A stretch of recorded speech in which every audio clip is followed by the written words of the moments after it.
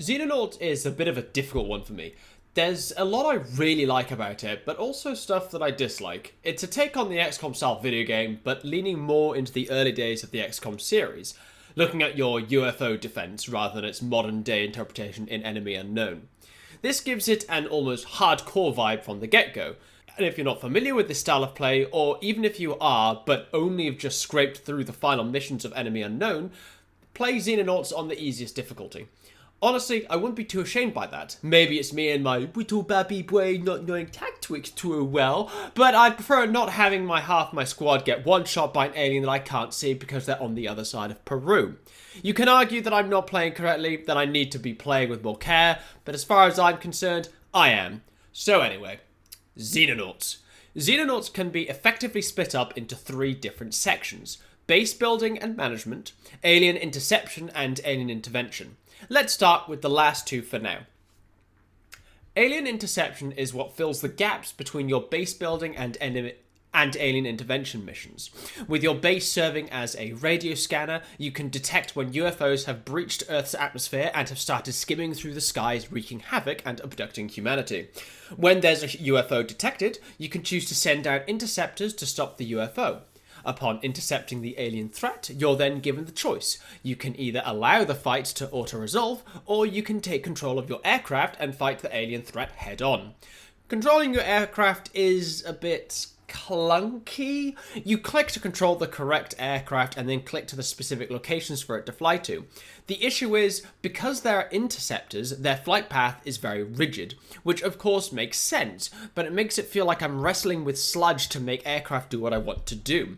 I understand that this is probably what the developers intended, but it slowed the pace of the game down to grinding halt and confused me more than anything. Plus, I got plenty of good results just by using the auto-resolve feature, so it's not like I sat in the cockpit for all that long.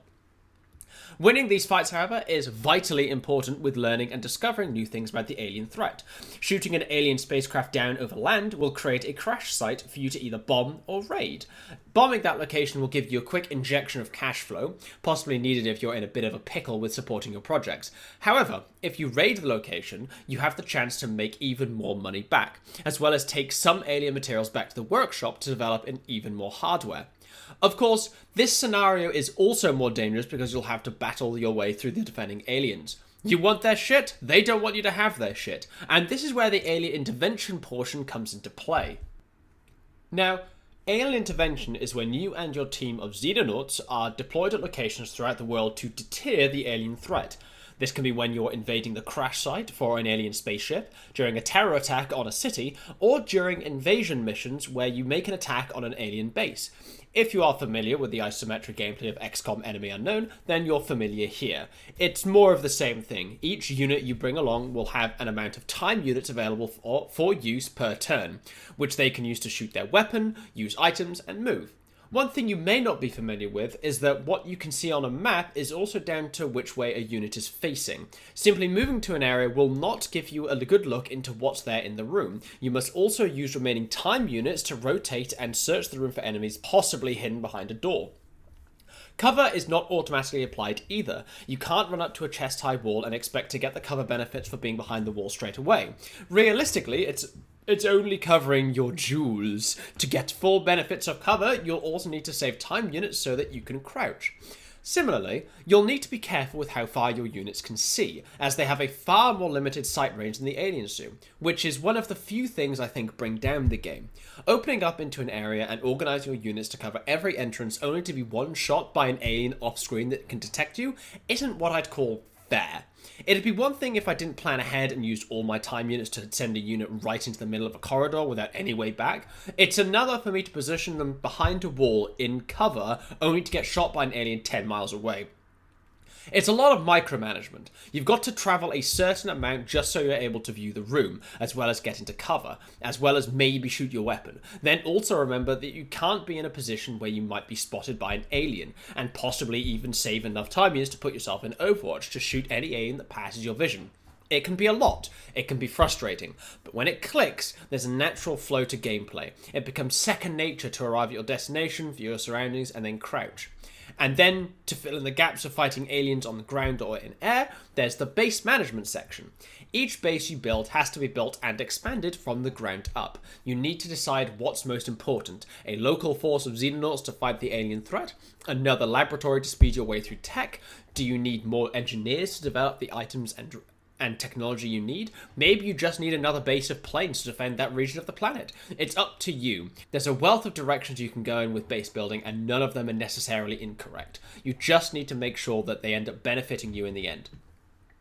Now, visually, this game is nothing to write home about. It's very basic, without much charm to speak of. Much of the architecture on missions is flat and lifeless, favouring a fairly dull colour palette.